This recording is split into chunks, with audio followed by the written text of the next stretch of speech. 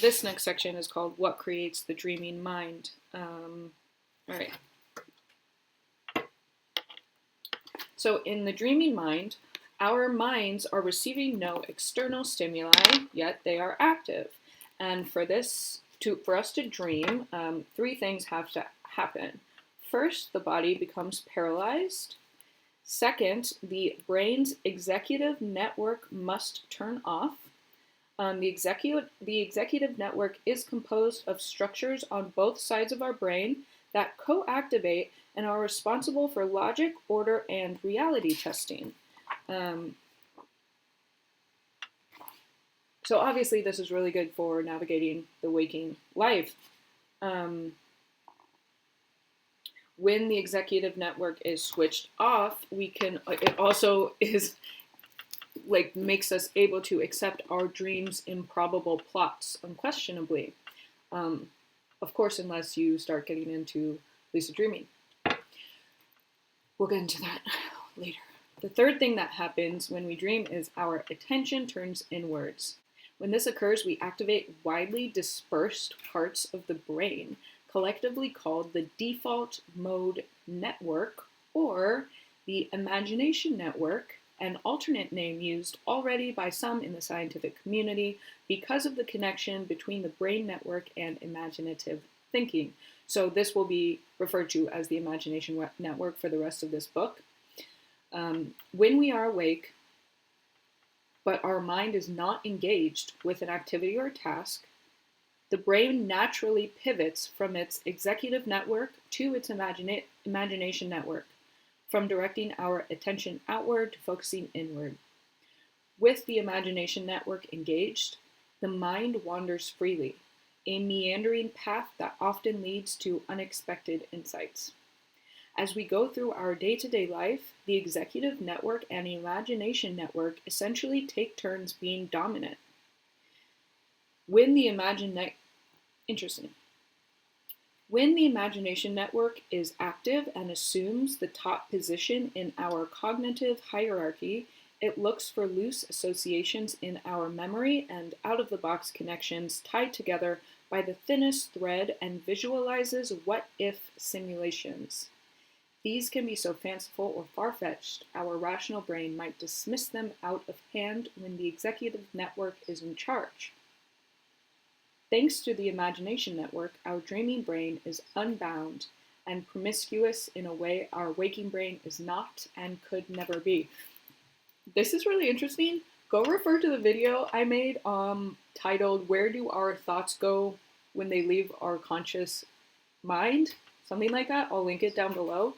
But this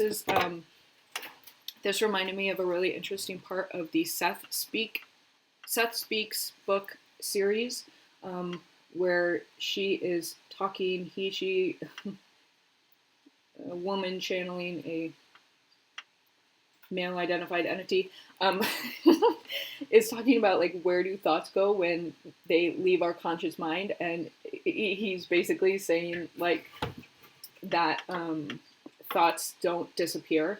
So like we may have a thought and then at some point it's going to cut off.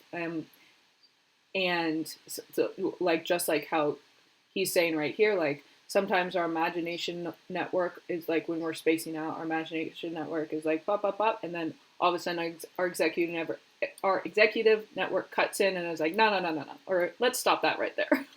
Let's not go there anymore. And Seth is like, well, where do they go? Do they just disappear? And he's like, no, they don't. It's actually like a ripple effect, like dropping a pebble in water. They keep rippling out.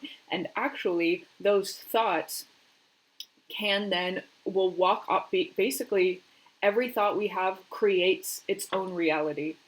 And every thought we have, therefore, is its own reality, whether we're consciously aware of it or not, whether we ever revisit it or not. But those realities are things that are environments that we walk back into when we dream. That was a crazy thought. I was like, whoa, that's a really interesting thought that I never thought about before, but also almost seems like obvious in some way. So this was his mention of this right here, tied all the way back to that mention in the Seth Speaks books, which is like tying science to like spirituality, and I suggest you go and listen to that short video I made about where do our thoughts go when they leave our conscious mind, because I get more in depth about that. When the imagination network is engaged, spontaneous thoughts emerge. That's why the imagination network has been dubbed the brain's dark energy. It creates something from nothing, fashioning stories from thin air. And then again says, like, we're talking about like a Harvard doctor saying again, so like describing these free flowing stories are created from nothing. Again, that's where I stopped and was like, what? Well, that's just magic then, right? Like, if you can't just say something's created from thin air, that's extremely unscientific, right? I'm not in the science community. I think things get, like, somebody saying that to me is like, I'm like, sure, yeah, totally magic, because magic is real. But for them, they're like, oh no, everything can be explained by something. So from for them to, I just feel like that's not satisfactory. Like to just say like, oh yeah, it's like scientifically accepted that things come from thin air. It's like, well, that just means that we don't understand reality enough, and that reality is way crazier than we think at all, or can measure right now at any point. Like, how do things come? Like when you say comes from thin air, that's just magic, and magic also in being defined as, in one way, as being able to. The way Robert Moss describes magic is being able to pull something from one world into this world. And that's what he describes as like practice of dreaming. That's what we're doing when we're doing active dreaming and active dreaming practice, pulling energy from the dreaming world into our waking world. So is pulling energy from one world into another, right? So in this case, we're doing that already. Our imagination network is pulling from thin air, they say from thin air, into this world. I would say pulling from another world into this one, because I believe that there are multiple realities going on all at once, even layered and layered and layered and layered on top of each other. There's a lot of things going on that we can't see that are layered on top of this world. We can jump timelines, many timelines, multi-dimensional universe, etc., etc., etc. You get it. So now he's describing dreams like as a phenomenon. Anybody who dreams probably doesn't like need this description, but I thought it was really well written, so I'm just going to read this page because it's just so, yeah, again, it's very eloquent and beautifully written, so you can close your eyes and go for this little ride. Powered by the imagination network, dream narratives flow effortlessly. Though we create our dreams, we rarely have the experience of being able to will the movements that occur in them, unless you're lucid dreaming. In this sense, we are more leading actors than directors, but this should not be confused with being in a disassociative state, floating above or apart from a dream narrative. It's more like being in the driver's seat of a car we don't control. We are still the protagonist in our dreams and fully inhabit the dream experience. We just don't consciously steer where dreams are heading, unless you're lucid dreaming. My addition. Anyways, when we dream, we are fully embodied in the dream and separate from other dream characters in the dreamscape. The dream self has a physical presence, sometimes. That doesn't mean our dream body is the same as the one we inhabit when we're awake. Our dream body may be younger, older, even a different gender. We also may have a sense of being apart and unique from others in the dream, even though all the characters in the dream are a product of our imagination. I don't totally agree with that. I would say sometimes I would rewrite that sentence saying we also have a sense of being apart and unique from others in the dream, even though some of the characters in the dream are a product of our imagination, not all. In our dreams, we weave a narrative as we move through memories, and our dream selves act and react. It's quite a production. We may respond in ways that are different from our waking self. We may be stronger or weaker. more assertive, or more passive. In this sense, we could consider ourselves as having a waking self and a dream self or selves. But how unique is the dreaming brain really? After all, we are also the center of our daydreams.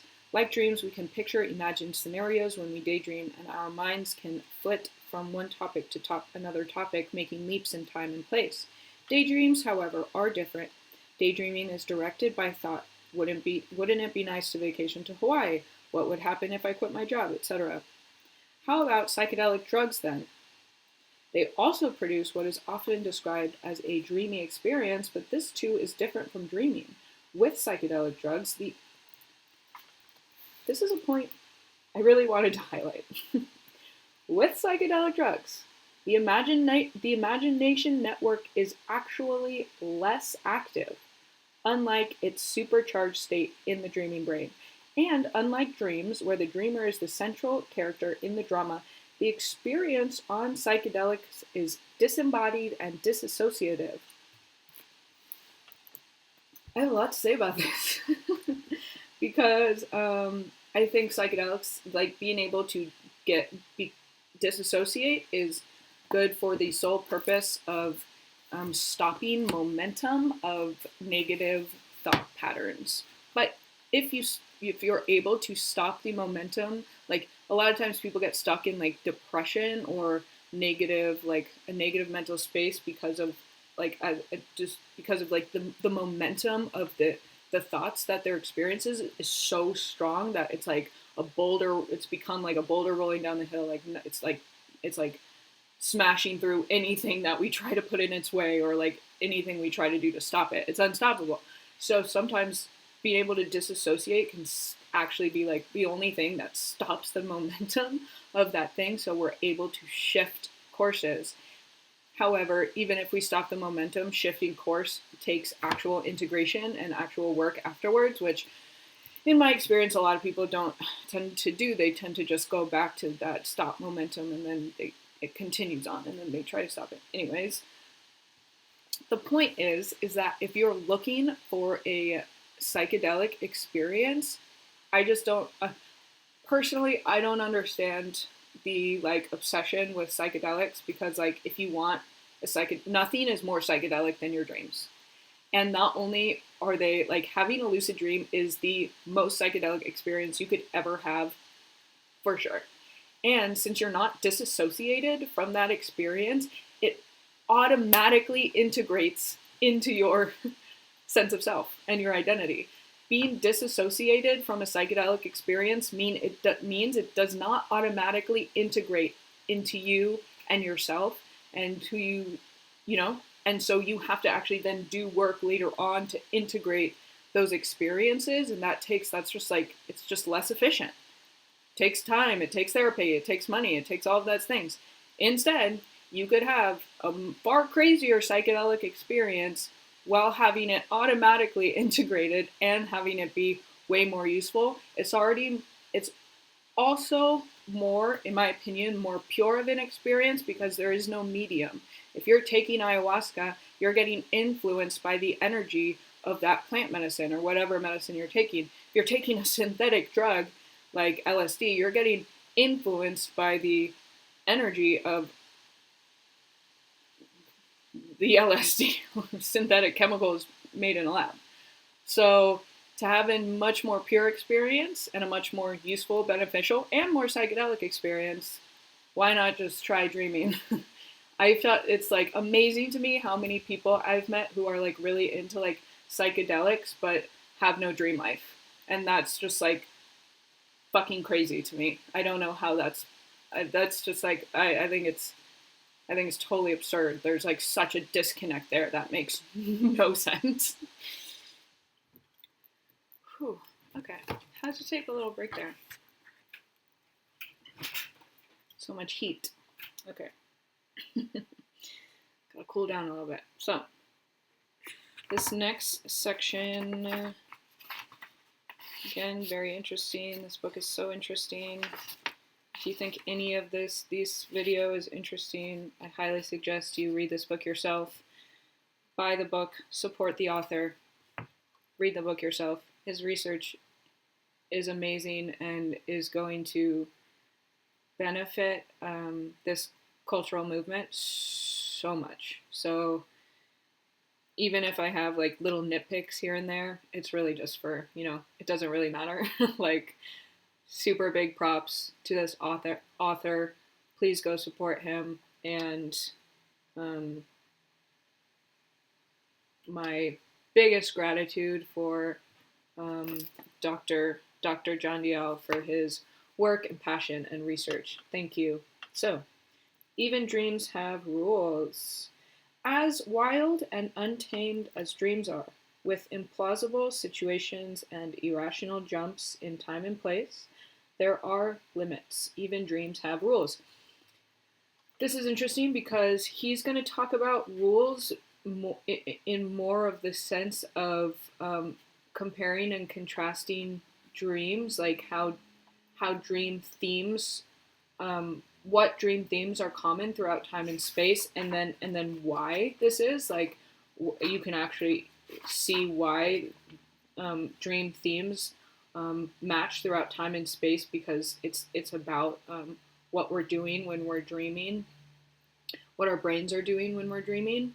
But I would add that even dreams have rules. You can see this in a lucid dream. A lot of people like to talk about lucid dreaming as the ability to control a dream, and that word is misleading and the wrong metaphor, I would say.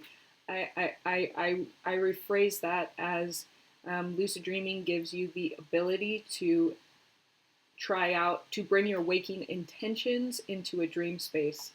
So even if so, and by that I mean that, like, even that is enough. That's so cool. But just because you have an intention, an awakening intention, doesn't mean you can control a dream. Dreams have their own laws and rules, just as our world has its own laws and rules. And just because even if you're fully lucid in a dream, doesn't mean you can control the dream at all. It's like, it's got a mind of its own.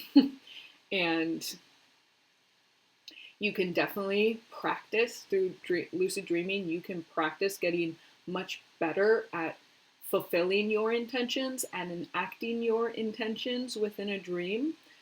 But at the end of the day, like, thinking that you can just get lucid and then control and have your way with the dream is extremely inaccurate. So, thousands upon thousands of dream reports and descriptions of dreams dating back to antiquity contours emerge. Many common dreams today are no different than those dreamed in Egypt in the time of the pharaohs or Rome in the time of Caesar. Dreams connect us through time and space. He didn't write that, but it's true. So here's an example. Questionnaires given to Japanese and American college students in the 1950s were given to try to track dream themes. So the top 5 dreams experienced by Japanese students in 1950s were being attacked or pursued, falling, trying again and again to do something, schools, teachers, studying, and being frozen with fright. Among Americans, the top 5 dreams were falling, being attacked or pursued, trying again and again to do something, schools, teachers, studying, and sexual experiences. But sexual experiences were the 6th most commonly experienced dream among Japanese students surveyed. So they only listed 5. The next on the Japanese, for the Japanese students, would be sexual experiences. So sexual experiences were number 6 on the list for Japanese students, number 5 on the list for American students. And then, so moving on, he said 50 years later, a similar survey was given to students in China and Germany. The top 5 dream reports among Chinese students were schools, teachers, studying, being chased or pursued, falling, arriving too late, like missing a train, or failing an exam. And among the German students, they were schools, teachers, studying, being chased or pursued, sexual experiences, falling, and arriving too late. That is almost identical. Wow, that's really, really Interesting. And then he goes on to say, perhaps this is a good point. Perhaps it's related to daily experience. After all, the US, Japan, Germany, and China are all modern industrial societies. But what about, so maybe that's the reason why they have common themes, but what about people living in indigenous cultures that are totally different, right? So, great question. Anthropologists in the 60s and 70s decided to gather dream reports from indigenous peoples in Australia, Mexico, and Brazil. And despite the enormous differences in the lived experiences of traditional cultures and American or Western cultures, and even Eastern cultures like China, the dreamscapes were much more closely aligned than the cultures that produced them. Let me read that again. The dreamscapes were much more closely aligned than the cultures that produced them. That's really important. I'll get into it in a second. Dreams are remarkably similar all over the world, regardless of what language we speak, whether we live in a city or a rural area, a developed country or a developing one, regardless of wealth or standing in the world. Given this continuity of dreams across time and place, it seems reasonable to conclude that the characteristics and contents of dreams are baked into our DNA, a function of our neurobiology and evolution, largely immune from the differences in culture, geography, and language. In the pages that follow, we need to keep this as a central fact about dreaming in mind. Dreams exist within the framework of our neurobiological origins, as in they are not truly limitless. As magical as dreaming seems to be, dreams hew to certain boundaries. I think you know that I would disagree with this. um, it's just not my language. This is not my. This is just not where my like thoughts come from. This is not my mechanical. The way I'm mechanically designed to think and process information. This is not the language I would use, and this is not the way I would process this kind of information. Although I'm not saying that he's wrong, I have a different way of processing information that gives me a different perspective on this. I think the continuity of dreams across time and space is because, like I was saying earlier on, dreaming is going back to a place that we all share, that we all came from, and that we all return to, and that we all have access to at all moments throughout our lives. Dreaming is going back to the eternal place, the eternity, the mythological time before profane time started, the nonlinear timeline. This is our central uniting origin. And this is why I think that dreaming can unite people throughout cultures, throughout time, and throughout space, that this is a uniting force of dreams, rather than saying that they are part of our like evolutionary DNA that then makes them limited. I don't really get how that, I'm not really sure that, oh, anyways, I'll stop that there. It's a, yeah, I think dreaming is, yeah, it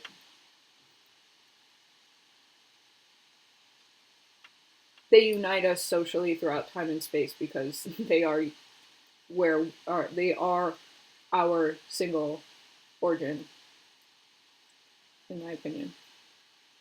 He's saying that dreams are not truly limitless because they have boundaries, and then he like, because there's a lot of like, they've done a lot of like research and tests about like trying to solve like math problems, like executive network problems, logical problems in dreams, and it doesn't work well. He says like math doesn't play a role in your dreams, and rare to use other cognitive processes like reading, writing, or using a computer, because without the logic of the executive network, these are difficult, if not impossible. I think that's highly debatable. I think that's like something that they've inferred from their like experiments in labs and research in labs, but from the actual experiences of people and people who dream true and like deep dreamers, those are not limits. Those are not limitations. If you're a really good lucid dreamer, he'll go into this later on in the book and say that he thinks that like lucid dreaming involves turning part of the executive network back on in your brain, which means that those limits then get totally destroyed. If you're a lucid dreamer, you can do all of those things in your dreams. So I disagree strongly that when he says that they are not truly limitless, and then giving the answer to that being because we don't do cognitive, like logical cognitive functions. I've written in dreams. I've read in dreams. I've used technology in dreams. I've done cognitive functions in dreams like that. And anybody who's had a lucid dream will probably agree with me. Maybe not. Tell me if you do or don't. Again, dreaming is very mysterious. And this is these videos I'm making, and my stance is not that like, oh, I'm an expert and I'm going to tell you all the answers and I'm going to like refute or rebuttal tiny little things, like nitpicky things in this because I have an answer that he doesn't. This is just, I'm just trying to add more. Like we're pioneering a body of research here, right? He is, I am, a lot of other people are in a lot of different other ways. He's coming at it from this point of view. I'm coming at it from this point of view. Other people coming at it from their own points of view. And we're here to share information and have a conversation about and mix our point of views to deepen our understanding and knowledge of this subject. So this isn't about saying like, you know, like whatever. I'm just adding my point of view to these things, and without trying to give like very definitive answers, because I think it's more interesting to have like to expand thoughts and conversations rather than to try to like give an answer. And I think dreaming is so mysterious, and that it's like it comes to the fact that like we don't really have answers about our existence. I don't, you know, like the answers of our existence are all answered through spiritual means.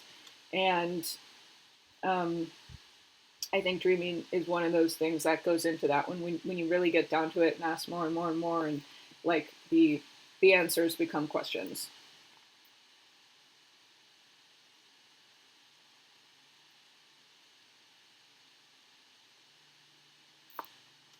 And then he's saying some interesting things, like more commonalities about dreams, and so these and common factors. He says common factors, and as far as we can tell, this is the way dreams have been for as long as humans have been recording them. So that association makes sense cross-culturally, and I think that the more interesting part of drawing these social connections is to really give more backing to the point that dreams and dream sharing dreams themselves are technology for social connection. I believe that this is dreams and dream sharing are truly a way to unite people cross-culturally, because the way I've explained it in the past, before I read this book at all, I was like, just from my own personal experience, sharing dreams to get in groups of people, so socially in groups, I'm like, so just from my own personal experience, I'm like, wow, dreams are amazing at building empathy.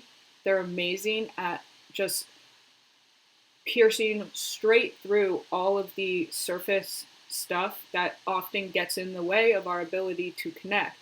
Our social status, our financial status, the way we look, our cultural backgrounds, are all of these things, and even more and more for some reason, thank you 2022 or 2020 or whatever, like those things are becoming like even stronger. Like let's focus even more on on appearances and circumstances and surface level. Let's focus even more on that. And you can see very clearly that the more you focus on that, the more you create division and separation amongst people. So dreams and sharing dreams is an amazing way to pierce through all of that shit and go straight to the humanity of people.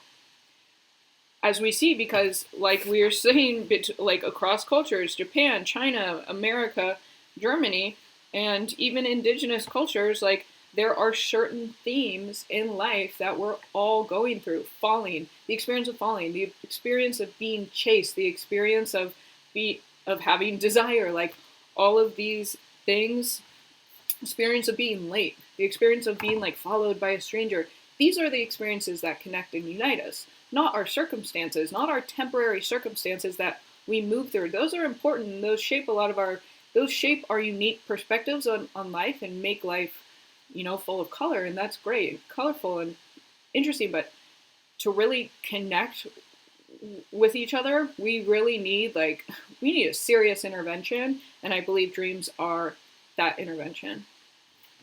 I think dreams are actual technology for social connection, and we need them now more than ever, in my opinion.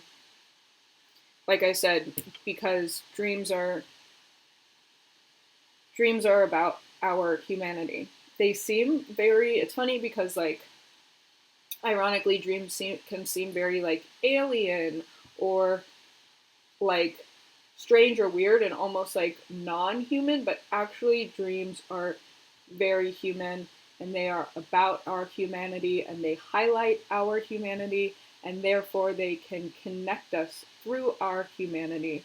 And actually, he's going to prove how that is a scientific fact in this next section. So let's get into it.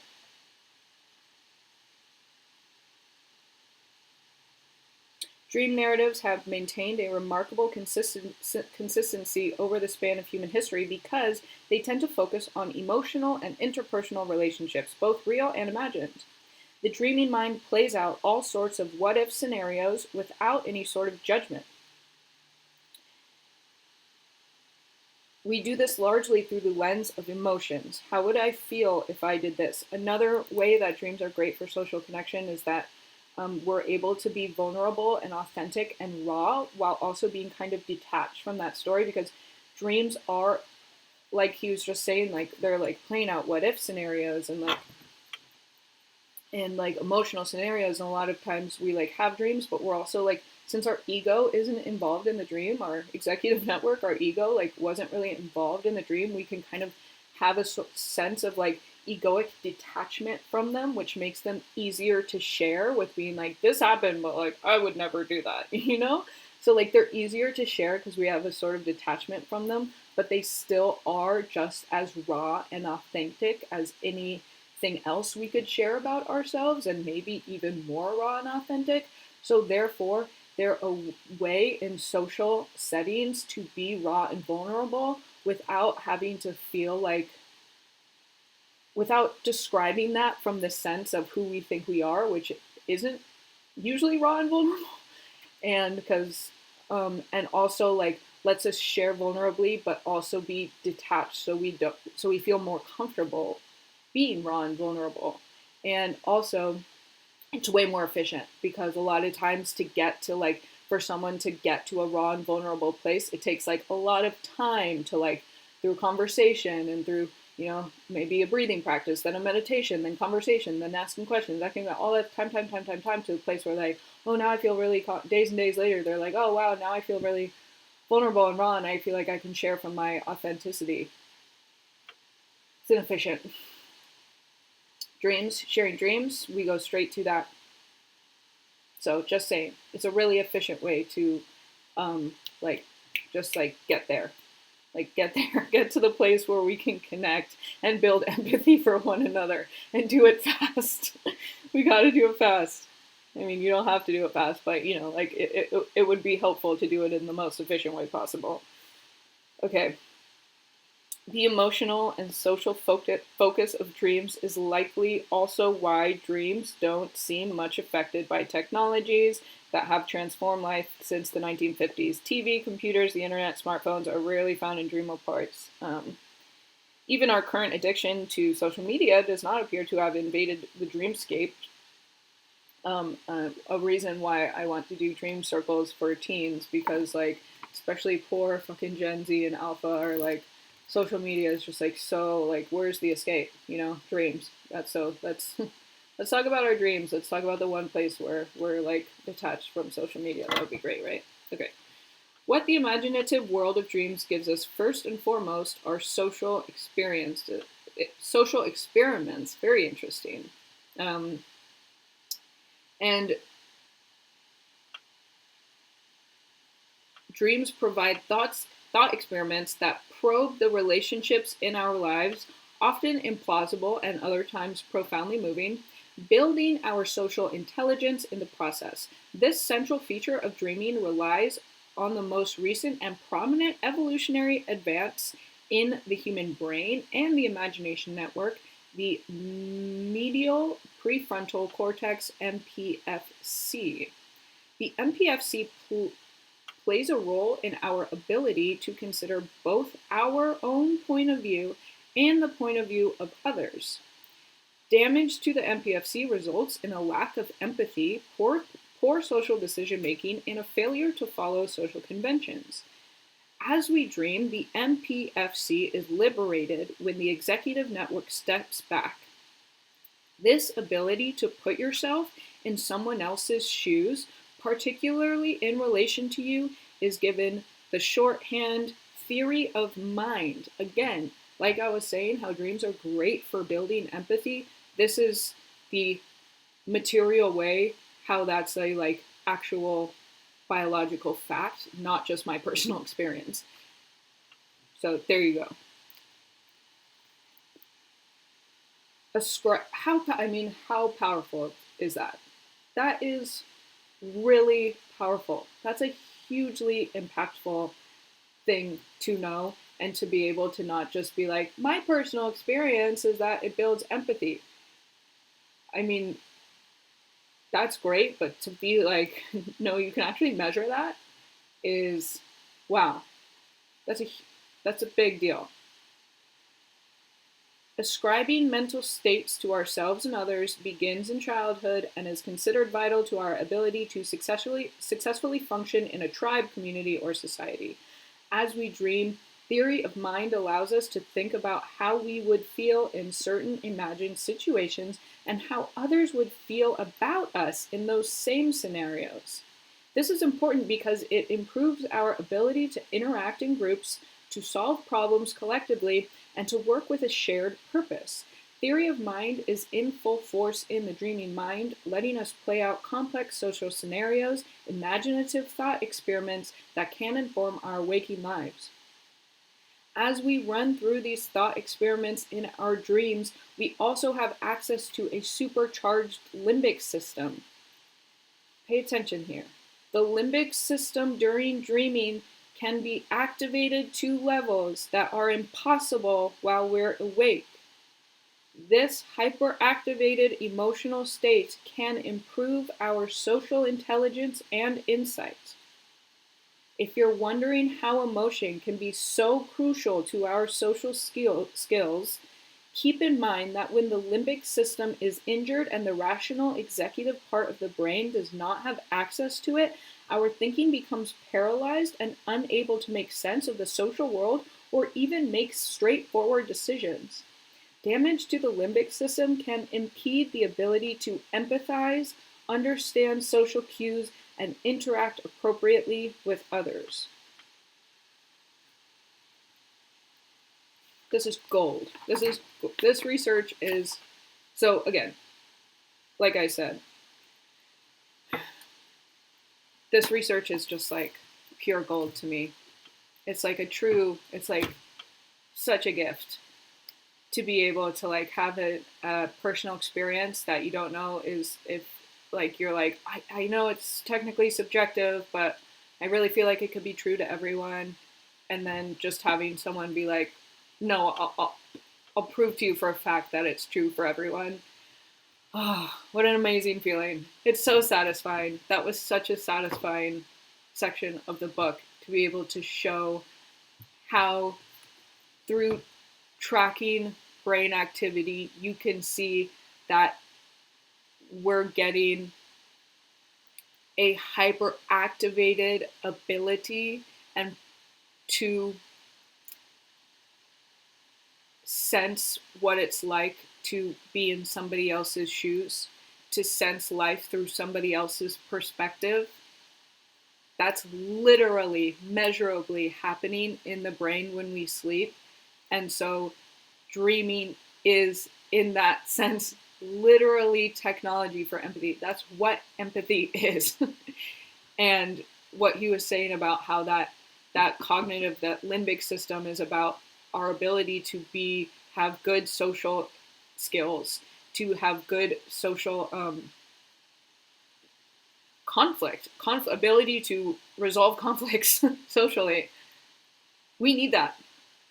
I think we all know that.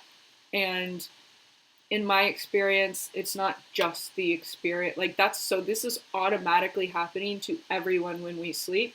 It's being subconsciously registered. If you're writing down your dreams, this is automatically happening to you, but you're going to consciously register it. If you're working with your dreams, especially like the way I like to work with dreams is in group settings, in social settings, together. I think it's most powerful. Working with dreams and sharing dreams is most powerful in a structured group.